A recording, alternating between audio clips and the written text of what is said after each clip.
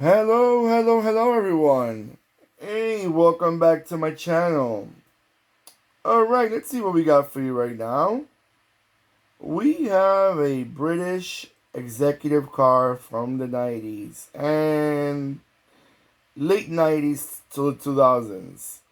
We got for you right now a 1999 Rover 75. I was about to say Renault. Oh goodness. I was gonna get chewed up in the comments if I would have called this a Renault 75.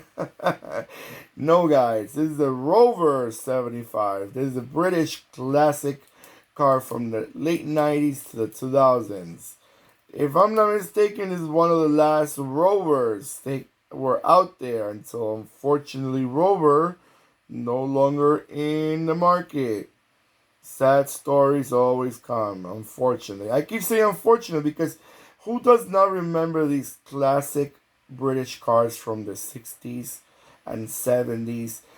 There were so many brands. Britain at one point had so many different brands. I know they were all connected at some point. Some of them from one group, some of them from another group. But they had Hillman. It got Wolseley. It had um Sunbeam. It had what was it called? The other Riley. Man, and more. Comer, I think. Comer, Leyland. Goodness sake, and a lot more than probably forgetting right now. So who does not remember all these brands? Unfortunately, MG also. Oh boy, and if I Valen Plus, something like that, and I might even forget some more. Humber. Little by little they coming by. It's like a memory loss thing. I still think about them and more remember. But beautiful brands. Unfortunately, none of them are no longer in the market. Sad stories. You know, and they were quite attractive classic cars. I have to say it. I mean, I never seen them in person. A lot of them. I seen a few of them, but not all of them. But I gotta admit, they're very attractive. I love classic cars, and they were truly classic. But going back to what we have in front of you, this was the generation, the original way they came out in 1999. Then they retouched it mid mid crisis, mid crisis facelift. I call them mid crisis, midlife crisis facelift. But it came out as a four-door sedan, like the one that you're looking at right now in front of you in the video. And later they came out with the station wagon or state, how they call them in different countries. But quite attractive. They came as a manual and also as an automatic. They were, fortunately, I never seen them in person. Rover did not sell cars in America since God knows when, for a long time. And that's strange to me. Because, you know, they sold Jaguars, they sold Land Rovers, Aston Martins, but they did not sell their more common ones like the Rover. Uh, who would know? Unfortunately, not every brand comes to America. They don't just. It's hard for a brand. I read one day that some of these car brands do not qualify to come to America because they have a very strict laws with secure cars and stuff like that, and some of them do not qualify or they're not um, altogether there to be approved, and some of them it's not worth it because they don't sell a lot of cars. Unless you sell a lot of cars in America, some of these brands do not feel like it's worth selling in America. Hmm.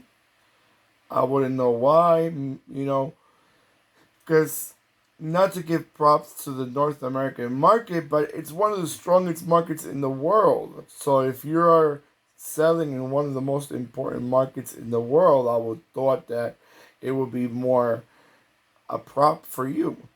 to be known worldwide. But you know, everybody thinks differently. So, and I'm definitely not a car, how you call it, the owner of one of these companies to know what's profitable and what's not profitable. So I don't want to judge why they don't do it. I just that comes just as a thought.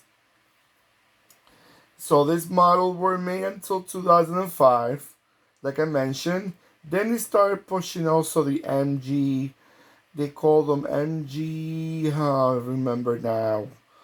I'll tell you in a second because now I'm thinking MG ZT.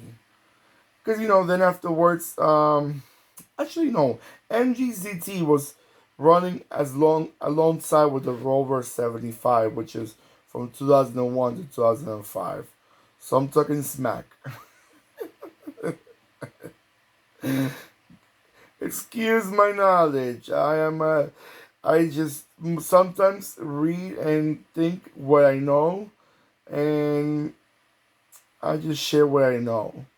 But then I correct myself in the video because this is not whatever I'm filming at the moment is how the video comes. I don't edit them. I just speak my mind. You want someone real talking to you, and I'm real. I'm not gonna be editing and clicking and cleaning. No, no, no, no, no. This is what it is. All right, guys. I'm gonna let it go around a few times to give a nice look at the car, and I'll be right back.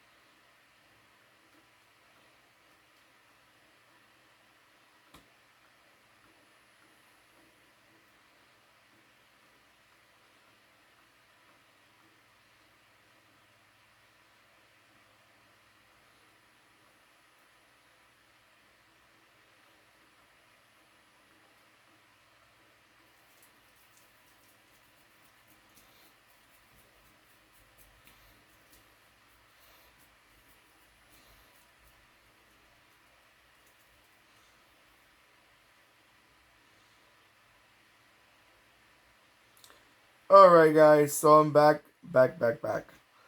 All right, let me know in the comments. Have you ever seen one of these cars in person? Do you see them in your country? Have you ever drove one of these? They look so comfortable inside. It's pure leather everywhere. Beautiful. It must be a mini Jaguar. But oh, one thing I forgot to mention, guys, and I forgot this car right here, this Diecast, is made by Schuco. Schuco is the brand that made this model. Okay. All right, guys. Don't forget to give me a nice thumbs up. I would really appreciate it. And don't forget to click and subscribe. And don't forget to click the bell next to the subscribe button, which will remind you when I'm posting more videos. All right, guys. So take care of yourselves more than ever. And goodbye.